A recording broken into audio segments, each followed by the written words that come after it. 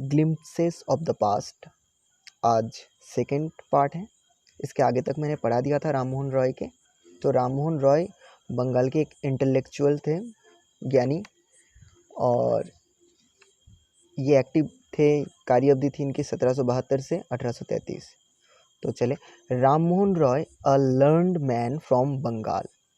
तो राममोहन रॉय जो कि लर्नड मैन थे, पढ़े लिखे व्यक्ति, फ्रॉम बंगाल, बंगाल से, understood what was wrong with the country. उनको पता चल गया था, अंडरस्टूड, वो समझ गए थे, व्हाट वाज रॉन्ग, क्या गलत था, विद द कंट्री, इस देश के साथ क्या गलत था उनको पता चल गया था। Let us not despise our self. तो वो क्या कहते हैं, अपन let us not despise our self, अपने आप को हम घृणा ना करें, निंदा ना करें। Our ancient culture is great, हमारी जो पुरातन कल्चर संस्कृति है, इज़ ग्रेट, वो महान है। एंड वी आर कैपेबल, और हम समर्थ हैं, we are capable of greater achievement, महान अचीवमेंट, महान प्राप्ति के लिए हम समर्थ हैं। ऐसा नहीं कि हम असमर्थ हैं, हम समर्थ हैं। तो greater achievement, we must first reform our society, और वी मस्ट फर्स्ट, हमें ज़रूर पहले क्या करना चाहिए, रिफॉर्म आवर सोसाइटी, हमारी सोसाइटी को रिफॉर्म करना चाहिए, उसको सुधारना चाहिए। Superstitions have been ruining us, जो सुपरस्टिशंस हैं मतलब अंधविश्वास, वो रूइन करती आ रही है, बर्बाद करती आ रही है हमें। He told his wife Uma, उन्होंने अपनी पत्नी को कहा था, cows are of different colours, गाय गाय क्या कैसे होते हैं, डिफरेंट कलर्स के हो सकते हैं। Cows are of different colours, cows अलग अलग कलर के हो सकते हैं। But the colour of their milk, लेकिन उनकी दूध का जो रंग है, इज़ द सेम, एक ही होता है। डिफरेंट टीचर्स, अलग अलग टीचर्स, हैव डिफरेंट ओपिनियंस, उनकी ओपिनियंस अलग अलग, विचारधाराएं अलग हो सकती हैं, उनके ओपिनियंस, उनके ख्याल, उनके मत अलग हो सकते हैं। Different teachers have different opinions, अलग अलग टीचर्स के अलग अलग ओपिनियंस हो सकते हैं, उनके अलग मत हो सकते हैं। बट द एसेंस, लेकिन जो सार अंश है, एसेंस यानी सार, जो मूल सार है, ऑफ एवरी रिलीजियन, हर एक रिलीजन का, धर्म का, इज द सेम, वो समान होता है। He was attracted by science and modern knowledge, वो अट्रैक्टेड हुए थे, आकर्षित हुए थे, बाय साइंस, विज्ञान, और मॉडर्न नॉलेज के द्वारा, जो आधुनिक ज्ञान है। अब देखो वो क्या कहते हैं, knowledge should be practical and scientific. Knowledge जो है, ज्ञान जो है, वो शुड बी क्या होना चाहिए, प्रैक्टिकल होना चाहिए, और साइंटिफिक, विज्ञान सम्मत होना चाहिए। कोई भी अंधविश्वास से बात का अगर हमें ज्ञान भी होगा तो उसे हम ज्ञान नहीं कह सकते। अब देखिए, ही स्टार्टेड न्यूज़पेपर, उन्होंने न्यूज़पेपर स्टार्ट किया था। बट द सस्पिशियस ब्रिटिश, जो संदेह करने वाले ब्रिटिश थे, स्टॉप देम, बंद कर दिया उसको। इन 1823 को वो संदेह करते थे कि शायद ये विद्रोह फैलाएंगे न्यूज़पेपर के ज़रिए, और उन्होंने बंद कर दिया, उन्होंने बंद करवा दिया। He crossed the sea and went to England to see what made the British powerful, उन्होंने क्रॉस्ड किया, पार किया द सी, समुंदर को, seas, and went to England to see, वो इंग्लैंड पहुंच गए थे, टू सी, देखने के लिए, व्हाट मेड ब्रिटिश पावरफुल, क्या चीज़ है जो ब्रिटिश को इतना पावरफुल, ब्रिटिश को इतना पावरफुल बनाता है या बनाया। देयर ही टोल्ड देम, और वहाँ जाकर वो उनसे ये भी कहते हैं, we accept you as rulers, हमने आप लोगों को रूलर्स, शासक के तौर पर हमने एक्सेप्ट कर लिया है। एंड यू मस्ट एक्सेप्ट, और तुम्हें भी हमें एक्सेप्ट कर लेना चाहिए, आप लोगों को भी हमें एक्सेप्ट कर लेना चाहिए, एज अ सब्जेक्ट, एक विषय के तौर पर, एक सब्जेक्ट के तौर पर, मतलब प्रजा के तौर पर। बट यू मस्ट रिमेंबर, लेकिन इतना याद रखना, मस्ट रिमेंबर द रिस्पॉन्सिबिलिटी, जो दायित्व होता है, ए रूलर ओज टू हिज सब्जेक्ट्स, वो दायित्व होता है, क्या दायित्व होता है, वो ऋणी होते हैं अपने सब्जेक्ट, टू हिज सब्जेक्ट्स, उनके सब्जेक्ट्स के, उनके जो प्रजा हैं उनके ऊपर वो ऋणी होते हैं हर तरह से, क्योंकि रूलर्स, प्रजा के बिना वो रूलर्स नहीं हो सकते, क्योंकि प्रजा को, अगर प्रजा नहीं होंगे तो वो रूलर्स भी नहीं रहेंगे, प्रजा से टैक्स नहीं लेंगे तो वो सरकार भी नहीं चलेगी। ऑपरेशन 5वें में 1765 से 1835 के अंदर जो ब्रिटिश ने अत्याचार किया था, यहाँ ऑपरेशन यानी अत्याचार या जुल्म, वो बट द ब्रिटिश कंटिन्यूड, लेकिन ब्रिटिश ने जारी रखा था, क्या कंटिन्यूड जारी रखा था, टू अप्रेस अत्याचार करना, इंडियंस को अत्याचार करना वो जारी रखते हैं फिर भी। इन 1818 they had passed regulation third, वो रेगुलेशन थर्ड नाम का मतलब एक नया नियम चालू करते हैं, पास करवाते हैं अंडर इट, और इसके अंतर्गत एन इंडियन, एक इंडियन कुड बी जेल्ड, उसको जेल में डाल दिया जा सकता था, without trial in a court में किसी तरह के ऑब्जेक्शन के बिना, मतलब वो कोई ऑब्जेक्शन नहीं, अपने आप को डिफेंड नहीं कर सकता, ट्रायल नहीं कर सकता वहाँ पर कोर्ट में, विदाउट एनी ट्रायल वो उनको जेल में डाल सकते थे, ये उनका नियम था, खतरनाक नियम।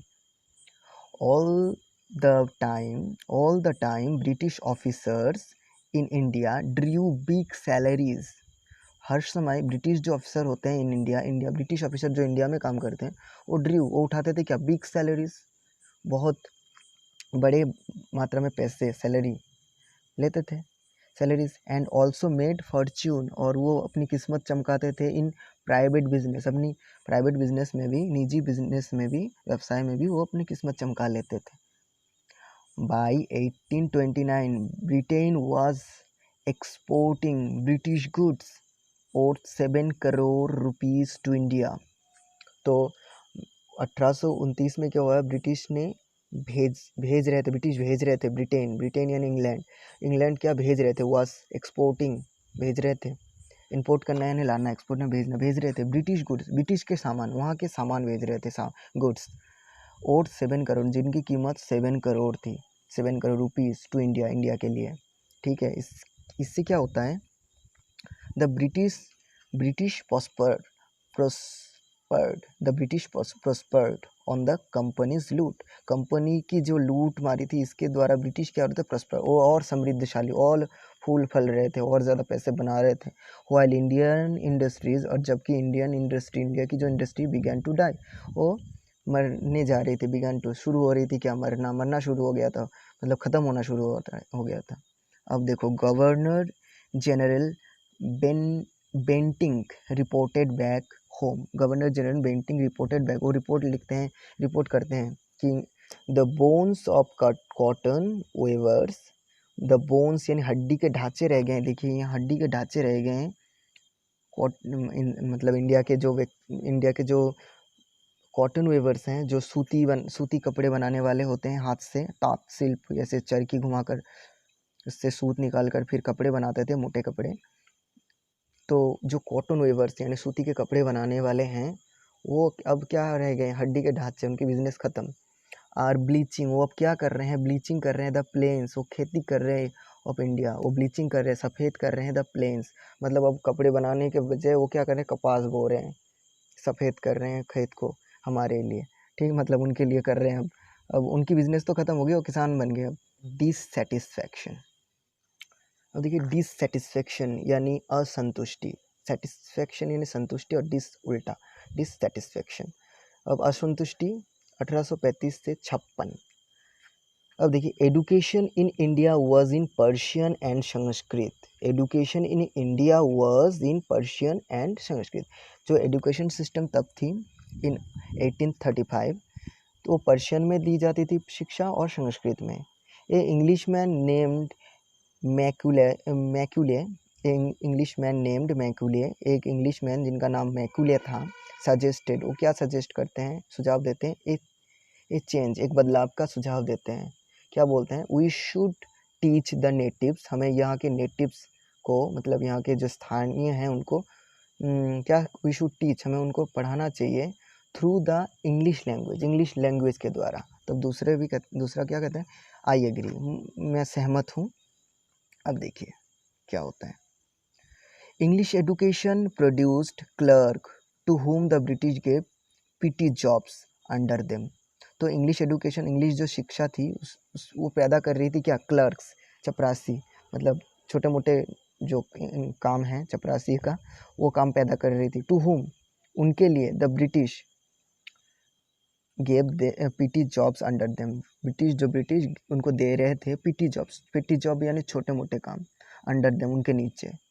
इंसिडेंटली आकस्मिक तौर से, संयोग से, इंसिडेंटली यानी संयोग से, it also produce a new generation of intellectual, और वो इसमें पैदा किया, मतलब ये जो शिक्षा थी वो उसने पैदा किया था, क्या प्रोड्यूस किया था, ये न्यू जनरेशन, एक नई पीढ़ी ऑफ इंटेलेक्चुअल्स, मतलब ज्ञानियों की नई पीढ़ी, मतलब वो ज़्यादा शिक्षित हो गए और ज़्यादा ज्ञानी बन गए पढ़ाई की वजह से, उनको ज़्यादा समझ आ गई। अब वो क्या कहते हैं, we must educate our brothers, हमारे भाइयों को भी हमें पढ़ाना, एडुकेट करना चाहिए। And try to improve their material conditions, और उनको कोशिश करना चाहिए इम्प्रूव, सुधारने की, उनकी भौतिक जो हालात हैं उनको सुधारने की कोशिश करना चाहिए।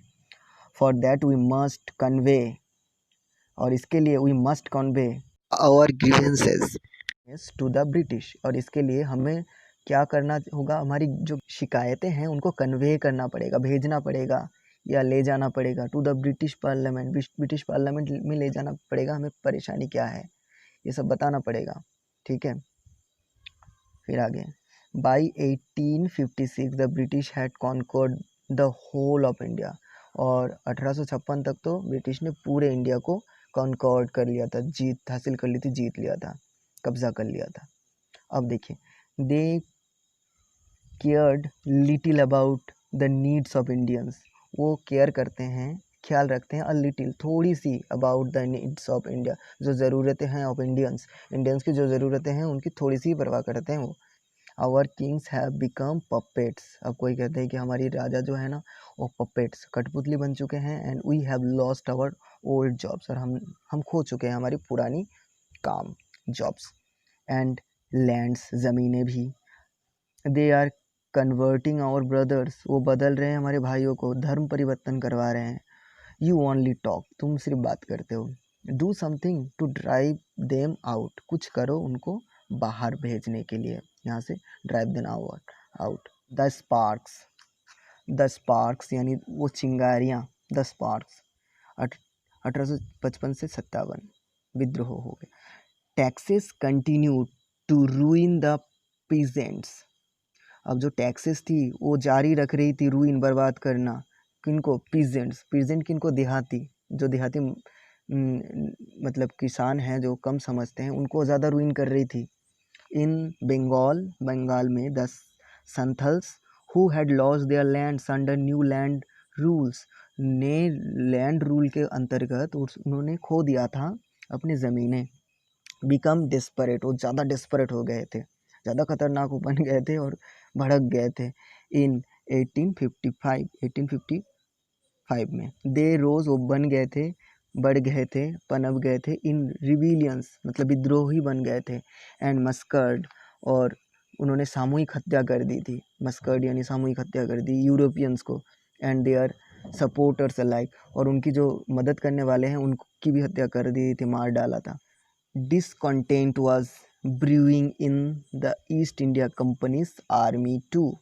असंतोष, discontent was brewing in the East India Company's army too. जो असंतोष थी, जो discontent थी, असंतोष थी, was brewing, वो बढ़ रही थी, आसन्न हो रही थी, मिल रही थी, in East India Company's army too, East India company के आर्मी के अंदर भी असंतोष हो रहा था, पनप रहा था। अब वो क्या कहते हैं, इंडियन सिपाही, the white soldier gets huge pay, जो वाइट सोल्जर है वो बहुत ज़्यादा पैसे मिलते हैं उनको, मेंशन मिलता है, महल मिलता है, टू लिव इन, रहने के लिए, सर्वेंट्स, नौकर चाकर मिलते हैं। While we get a pittance and slow promotion, जबकि हमें मिलता है पिटेंस यानी कम वेतन, लो सैलरी, कम वेतन को पिटेंस, एंड स्लो प्रमोशन, और हमारी प्रमोशन भी स्लो होता है, धीरे धीरे होता है। द अंग्रेज asked us to cross the sea which is against our religion, अंग्रेज हमें क्या कहते हैं, सी, समुंदर पार करो, जो हमारे रिलीजन, धर्म के खिलाफ है। हु इज़ द टोपी वाला, कौन ये टोपी वाला है, to abolish our age old customs, हमारे जो पुराने रीति रिवाज हैं उनको एबोलाइश, एकदम से समाप्त करने वाले, वो कौन होते हैं, एबोलिश यानी समाप्त कर देना, ख़त्म करने वाले, ठीक है, ख़त्म करना। समाप्त करना, एकदम से ख़त्म करना, abolish. We must drive out the अंग्रेज, हमें इन अंग्रेज को बाहर भगाना ही पड़ेगा। सिपाही Mangal Pandey attack the adjutant of his regiment and was executed. सिपाही मंगल पांडे ने क्या किया था, अटैक कर दिया था, आक्रमण कर दिया था द एडजुटेंट यानी जो बड़े अफसर होते हैं, अपने साथ काम करने वाले बड़े अफसर, उसको अटैक कर दिया था ऑफ हिज रेजिमेंट, अपने ही रेजिमेंट, वो सिपाही थे मंगल पांडे और अपने ही रेजिमेंट के बड़े अफसर के ऊपर उन्हें हमला कर दिया था। एंड वाज एग्जीक्यूटेड, और उनको क्या किया गया था, एग्जीक्यूटेड किया गया था, मतलब फांसी दी गई थी। थाउजेंड ऑफ अदर सिपाही रिवॉल्टेड, और हजारों के तादाद में दूसरे सिपाही भी विद्रोह करने लगे थे। दे वर स्ट्रिप्ड ऑफ देयर यूनिफॉर्म्स, और उनकी यूनिफॉर्म्स ले ली गई थी, ठीक है, वर्दी। Humiliated and put in irons, और उनको ह्यूमिलेट किया गया था, अपमानित किया गया था, और पुट इन आयरन्स, और उनको बेड़ियों में डाल दिया गया था। आयरन्स यहाँ होगा बेड़ी या जंजीर। अब देखिए, few Englishman has care to understand Indian customs और द पीपल्स माइंड। कुछ ही अंग्रेज लोग हैं, had cared, few Englishman had cared, कुछ ही अंग्रेज लोग करते थे, केयर्ड यानी सोचते थे, टू अंडरस्टैंड समझना, Indian customs and the people's mind, India के तौर तरीके और उनके लोगों की दिमाग को, मतलब उनकी सोच को समझते थे कुछ ही अंग्रेज। ओह प्राउड ब्राह्मीण सोल्जर, अरे अहंकारी सोल्जर, डू यू नो, क्या तुम जानते हो, that the grease on the bullet you have to bite is made of the fat of cows and pigs, क्या तुम ये जानते हो जो बुलेट तुम मुंह से काटते हो, बुलेट की ग्रीस वो काऊ और पिग्स के फैट से, चर्बी से बनी हुई होती है। तो ब्राह्मण कहता है व्हाट, क्या, तो काऊ हमारे लिए पवित्र है, गाय माता। तब एक मुसलमान व्यक्ति कहता है the white man has deceived us too, white man ने हमें भी धोखा दिया, क्योंकि उनके लिए भी पिग मतलब सुअर मुंह में लेना धर्म के विरुद्ध है, तो डिसीव्ड यानी धोखा देना।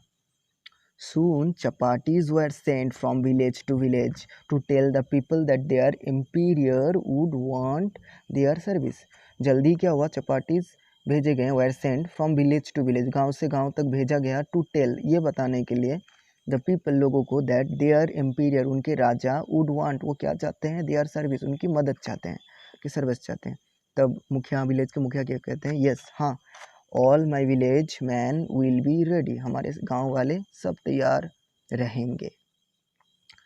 सिमिलरली एक ही तरह से लोटस फ्लावर्स, कमल के फूल सर्कुलेट किए जाते हैं, भेजे गए थे एमोंग इंडियन सोल्जर के अंदर, डेथ टू द फॉरेनर के मृत्यु के मैसेज के तौर पे। The message gave all help, और मैसेज के वजह से मदद मिली, ऑल हेल्प हर तरह की मदद, शेल्टर टू द पैट्रियोट्स, जो देशभक्त थे उनके शेल्टर मिली, मदद मिली। बस आज के लिए यहाँ तक।